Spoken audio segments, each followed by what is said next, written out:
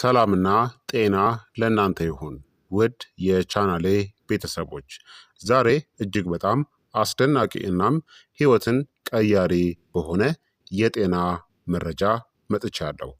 በወጥ ቤታችሁ ውስጥ ካሉት ምግቦች መካከል አንዳንዶቹ አጥንትን ለማጠናከር እጅግ በጣም ኃይለኛ የሆኑ ምግቦች መሆናቸውን ታውቃላችሁ? ብዙውን ጊዜ ሰዎች ስለ ጠንካራ አጥንት ሲያስቡ ወደ አእምሯቸው የሚመጣው ወተት፣ አይብናም የካልሲየም ተጨማሪዎች ወይም ሰፕሊመንቶች ናቸው።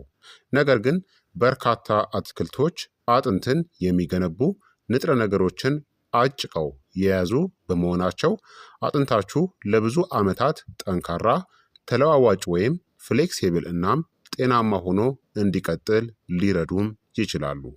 አጥንታችሁ ያለማቋረጥ ራሱን የሚያድስ ህያው ህዋስ ነው።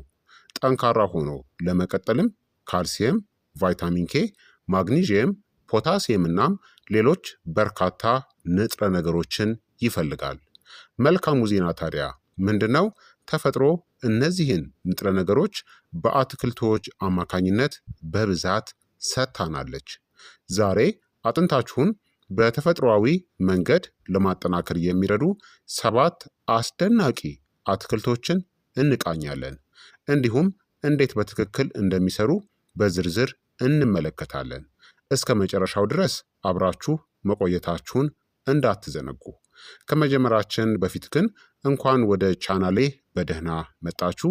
በሳይንስ የተደገፉ ቀላል የሆኑ የጤና ምክሮችን ከወደዳችሁ ይህንን ቪዲዮ ላይክ፣ ሰብስክራይብ እንዲሁም ሼር በማድረግ ሌሎችንም አስተምሩ እላለሁኝ። ጥያቄያችሁን በኮመንት ላይ አስፍሩልኝ። ሰብስክራይብ ካደረጋችሁ ቀጥታ ወደ አንደኛው አትክልት እንለፍ። አንደኛ ኬል ነው። የቅጠላ ቅጠሎች የካልሲየም ንጉስ ነው። ኬል በምድራችን ላይ ካሉ በንጥረ ነገሮች በከፍተኛ ሁኔታ ከታጨቁ አትክልቶች አንዱ ነው። ኬል በሀገራችን ከሚገኘው የሀበሻ ጎመን ጋር በጣም ይመሳሰላል። ነገር ግን በይበልጥ ጥቅጥቅ ያሉና የተሸበሸቡ ቅጠሎች አሉት። ብዙ ሰዎች ኬል ከፍተኛ መጠን ያለው ካልሲየምን የያዘ መሆኑን ሲያውቁ ይረካሉ ወይም ይገረማሉ። ካልሲየም ደግሞ ለጤናማ አጥንት መሰረት የሆነ ማዕድን ነው። ነገር ግን ኬል በዚህ ብቻ አያበቃም። በቫይታሚን ኬም የበለጸገ ሲሆን ይህም ሰውነታችን ካልሲየምን በአግባቡ እንዲጠቀምናም ለአጥንት መገንባት ከፍተኛ ድጋፍን ያደርጋል። ለአጥንቶቻችን የሚሰጠው ጥቅምም ለአጥንት መፈጠር ካልሲየምን ያቀርባል። በቫይታሚን ኬም የበለጸገ ነው። ለአጥንት ጥግግትናም ጥንካሬ ወይም ዴንሲቲ ድጋፍን ይሰጣል። የአጥንት ስብራት አደጋንም ለመቀነስ ሊረዳ ይችላል። እንዴት መመገብ ይቻላል? በሰላጣ ውስጥ በመጨመር በስሙዚ ውስጥ አንድ ላይ ከሌሎች ፍራፍሬዎች ጋር በመፍጨት ከነጭ ሽንኩርትናም ከወይራ ዘይት ጋር በመጠኑ በመጥበስ ወይም በማብሰል መመገብ ትችላላችሁ። በሳምንት ጥቂት ጊዜ ብቻ አንድ ጊዜ መመገብ የረጅም ጊዜ የአጥንት ጤንነትን ይደግፋል። ሁለተኛው ብሮኮሊ ነው። አጥንት የሚገነባ ድንቅ ምግብ ነው። ብሮኮሊ አጥንት በሚወዳቸው ንጥረ ነገሮች የተሞላ ነው። ካልሲየም፣ ቫይታሚን ኬ፣ ቫይታሚን ሲ እና ፖታሲየምን ይዘዋል። ቫይታሚን ሲ በተለይ በጣም አስፈላጊ ነው፣ ምክንያቱም ኮላጅን የተባለውን ፕሮቲንን ለማምረት ይረዳል። ኮላጅን ደግሞ ለአጥንት መዋቅርናም ተለዋዋጭነት የሚሰጥ ዋና ፕሮቲን ነው። ለአጥንቶቻችን የሚሰጠው ጥቅምም የኮላጅን ምርትን ይደግፋል። የአጥንትን ጥንካሬ ለመጠበቅ ይረዳል። በቫይታሚን ኬም የበለጸገ ነው። የአንቲ ኦክሲዳንቶች ጥበቃንም ይሰጣል። እንዴት መመገብ ይቻላል? በሃይድሮጅን ወይም በትንሹ በእንፋሎት ማብሰል፣ በትንሽ ዘይት ከሌሎች አትክልቶች ጋር አብሮ በመጥበስ፣ በኦቭን ውስጥ በመጋገርና በሾርባ ውስጥ በመቀላቀል አንድ ቀላል የብሮኮሊ ምግብ ለጤናማ አጥንት አስፈላጊ የሆኑ በርካታ ንጥረ ነገሮችን ሊያቀርብ ይችላል። ሶስተኛ ስፒናች ነው። በአጥንት ደጋፊ ማዕድናት የተሞላ ነው። ስፒናች በውስጡ ባለው የንጥረ ነገር ይዘት እጅግ የታወቀ ነው። በማግኒዥየም የበለጸገ ሲሆን ማግኒዥየም ደግሞ ቫይታሚን ዲ ወደ ንቁ እናም ወደ ጠቃሚ ፎርሙ እንዲቀየር ትልቅ ሚናን ይጫወታል። በቂ ማግኒዥየም ከሌለ ሰውነታችን ካልሲየምን በአግባቡ መጠቀም አይችልም። ለአጥንቶቻችን የሚሰጠው ጥቅምም ከፍተኛ የማግኒዥየም ይዘት አለው። ቫይታሚን ኬን ይዟል። ለካልሲየም ሜታቦሊዝም መፈጨትና መዋሃድ ድጋፍን ይሰጣል። የአጥንትን መዋቅርንም ለመጠበቅ ይረዳል። እንዴት መመገብ ይቻላል? በኦምሌት ወይም በእንቁላል ውስጥ በመጨመር፣ በስሙዚ ውስጥ በመፍጨት፣ በሰላጣ ውስጥ በመጠቀም፣ በሾርባ እናም በወጥ ውስጥ በማብሰል። ስፒናች በዕለት ተዕለት አመጋገባችሁ ውስጥ ለማካተት በጣም ከቀላሉ አትክልቶች ውስጥ አንዱ ነው። አራተኛ ቦክቾይ ነው፣ የቻይና ጎመን። ለአጥንት ተስማሚ የሆነው የእስያ አትክልት ነው። ቦክቾይ ብዙ ጊዜ ትኩረት አይሰጠውም፣ ነገር ግን እጅግ አስደናቂ የሆነ አጥንትን የሚያጠነክር አትክልት ነው። ይህ አትክልት የእስያ ወይም የቻይና ዝርያ በመሆኑ በሀገር ውስጥ ገበያ የቻይና ጎመን በሚል ስም ይታወቃል። ነጭ ግንድና አረንጓዴ ቅጠልም አለው። ይህ ጥርት ያለ አትክልት ካልሲየም፣ ማግኒዥየም፣ ፖታሲየም እና ቫይታሚን ኬንም ያቀርባል። በተጨማሪም ኦክሳሌት የተባለው ንጥረ ነገር በውስጡ በጣም አነስተኛ በመሆኑ ሰውነታችን ካልሲየሙን ከሌሎች አረንጓዴ ቅጠሎች ይልቅ ይበልጥ በቀላሉ እናም በብቃትም ሊወስደው ይችላል። ለአጥንቶቻችን የሚሰጠው ጥቅምም ምርጥ የካልሲየም ምንጭ ነው። በቫይታሚን ኬም የበለጸገ ነው። አጥንትን ለመንከባከብ ድጋፍንም ይሰጣል። የማዕድን ሚዛንንም ለማሻሻል ይረዳል። እንዴት መመገብ ይቻላል? ከሌሎች አትክልቶች ጋር አብሮ በመጥበስ፣ በሾርባ ውስጥ በመጨመር፣ በእንፋሎት ቀለል አድርጎ በማብሰል፣ በፓስታ ወይም በኑድል ምግቦች ጋር በመቀላቀል። ጣፋጭ፣ አልሚ እና ለማዘጋጀትም በጣም ቀላል ነው። አምስተኛ ስኳር ድንች ነው። ጤናማ ካርቦሃይድሬትስ ከመሆን በላይ ነው። ስኳር ድንች በፖታሲየም እናም በማግኒዥየም የተሞሉ ናቸው። እነዚህ ማዕድናት በሽንት አማካኝነት የሚመጣውን የካልሲየም ብክነትን ለመቀነስ ይረዳሉ።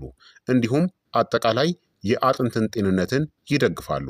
ደማቅ የብርቱካን ቀለማቸው ከፍተኛ የሆኑ የአንቲ ኦክሲዳንት ይዘት መኖራቸውን ያሳያል። ለአጥንቶቻችን የሚሰጠው ጥቅምም በማግኒዥየም የበለጸገ ነው። በፖታሲየም ይዘቱም ከፍተኛ ነው። የማዕድን ሚዛንንም ይደግፋል። የአጥንትን ጥግግትንም ለመጠበቅ ይረዳል። እንዴት መመገብ ይቻላል? ሙሉውን በመጋገር፣ በኩብ ቅርጽ ከትፎ በመጥበስ ወይም በመጋገር፣ ቀቅሎ በመፍጨት፣ በወጥ ወይም በሾርባ ውስጥ በመጨመር መመገብ ይቻላል። ስኳር ድንች ሆድን የሚሞላም ለአጥንትም ተስማሚ የሆነ ምርጥ ምግብ ነው። ስድስተኛ ኮላርድ ግሪንስ የምንለው ወይም የሀበሻ ጎመን ማለት ነው። የካልሲየም ማዕከል የሆነ ነው። ኮላርድ ግሪንስ ከአትክልቶች መካከል ምርጥ የካልሲየም ምንጭ ከሚባሉት ውስጥ ግንባር ቀደሙን ስፍራ ይይዛሉ። ኮላርድ ግሪንስ የምዕራባውያኑ መጠሪያ ሲሆን በይዘቱ በጥቅሙና በቅርጹ እኛ ሀገር ካለው ተራ የሀበሻ ጎመን ቅጠል ጋር አንድ አይነት ነው። በተጨማሪም ከፍተኛ መጠን ያለው ቫይታሚን ኬን ያቀርባሉ። ይህም ለአጥንት መበላሸት ወይም መሸርሸር ላይ ድርብ መከላከያ መሳሪያ ያደርጋቸዋል። በየቀኑ መመገብ የተሻለ የአጥንት ጤንነት እንዲኖር እንደሚያደርግ በብዙ የአመጋገብ ጥናቶችም ተረጋግጧል። ለአጥንቶቻችን የሚሰጠው ጥቅምም ከፍተኛ የካልሲየም ይዘት አለው። በቫይታሚን ኬም የበለጸገ ነው። ለአጥንት መታደስ ወይም እንደገና መገንባት ድጋፍንም ይሰጣል። የአጥንትን ጥንካሬንም ለመጠበቅ ይረዳል። ታዲያ እንዴት መመገብ ይቻላል? በእንፋሎት አብስሎ ቅመማ ቅመምን መጨመር፣ በሾርባ ውስጥ በመጨመር፣ ከቀይ ሽንኩርት ጋር አብሮ በመጥበስና በአረንጓዴ እስሙዚ ውስጥ መፍጨት። ኮላርድ ግሪንስ በእያንዳንዱ የአጥንት ጤና ማውጫ ላይ የግድ ቦታ ሊሰጠው ይገባል፣ በአመጋገባችሁ ውስጥ ማለት ነው። ሰባተኛ ብራሰልስ ስፕራውት የምንለው ትናንሽ ጥቅል ጎመኖች ማለት ነው። ትናንሽ አትክልቶች ግን ግዙፍ ጥቅሞች አላቸው። መጠናቸው እንዳያታልላችሁ።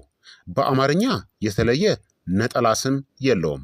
ቅርጻቸው በትክክል ጥቅል ጎመንን መስለው ነገር ግን በጣም ጥቃቅን የሎሚ ያክል ትናንሽ ስለሆኑ ትናንሽ ጥቅል ጎመኖች ተብለው ይጠራሉ። ብራስልስ ስፕራውት የምንላቸው ብራስልስ ስፕራውት ለጤናማ አጥንት ድጋፍን በሚሰጡ በቫይታሚን ኬ፣ በቫይታሚን ሲ እና በአንቲኦክሲዳንት ንጥረ ነገሮች የተሞሉ ናቸው። ቫይታሚን ኬ አጥንትን ለመገንባትና ለመጠገን የሚረዱ ፕሮቲኖችን በማንቀሳቀስ ረገድ ወሳኝ ሚናን ይጫወታል። ለአጥንቶቻችን የሚሰጠው ጥቅምም ምርጥ የቫይታሚን ኬ ምንጭ ነው። ለአጥንት መፈጠር ድጋፍን ይሰጣል። አንቲኦክሲዳንቶችን ያቀርባል። የአጥንትን ጥግግትንም ለመጠበቅ ይረዳል። እንዴት መመገብ ይቻላል? በእንፋሎት ቀለል አድርጎ በማብሰል በሰላጣ ውስጥ በመጨመር ከነጭ ሽንኩርት ጋር አብሮ በመጥበስ። እነዚህ ጥቃቅን ጎመኖች ትልቅ የጤና ጥቅምን ይሰጣሉ። ታዲያ እነዚህን አትክልቶች መመገብ በጣም ጥሩ ጅምር ነው። ነገር ግን የአጥንት ጤንነታችሁን ሙሉ ለማድረግ እነዚህን ተጨማሪ የዕለት ተዕለት ልማዶችን መዘንጋት የለባችሁም። እነዚህም የቫይታሚን ዲ አቅርቦትን፣ ካልሲየም በሰውነታችን ውስጥ እንዲዋሃድ ቫይታሚን ዲ ወሳኝ ነው። ስለዚህ ጠዋት ጠዋት ለፀሐይ ብርሃን መጋለጥ ወይም የቫይታሚን ዲ ይዘት ያላቸው ምግቦችን መመገባችሁን አረጋግጡ። ሌላ ደግሞ በምግባችሁ ውስጥ ፕሮቲንን አካቱ። አጥንት 50% ያክሉ የተገነባው ከፕሮቲን ነው። እንዲሁም የክብደት እንቅስቃሴዎችን አድርጉ። እንደ እግር ጉዞ፣ መሮጥናም ቀላል የክብደት ማሰልጠኛዎች አጥንት አዳዲስ ሴሎችን እንዲያመርት ያነቃቁታል። በተጨማሪም ከማጨስ ተቆጠቡ። ከመጠን በላይ የአልኮል መጠጥ መውሰድን ገድቡ። በየቀኑ በአካላዊ ሁኔታ ንቁ ሁኑ። ጤናማ አጥንት አመጋገብን ብቻ ሳይሆን እንቅስቃሴንም ይፈልጋል። በተጨማሪም የጨው አጠቃቀማችሁን ቀንሱ። በምግብ ውስጥ ጨው በብዛት መጠቀም ካልሲየም በሽንት መልክ ከሰውነት እንዲወገድ ስለሚያደርግ ለአጥንት መሳሳት ይዳርጋል። በአጠቃላይ ጠንካራ አጥንት በአንድ ጀንበር አይገነባም። የሚገነቡት በየምግቡ በየቀኑ ነው።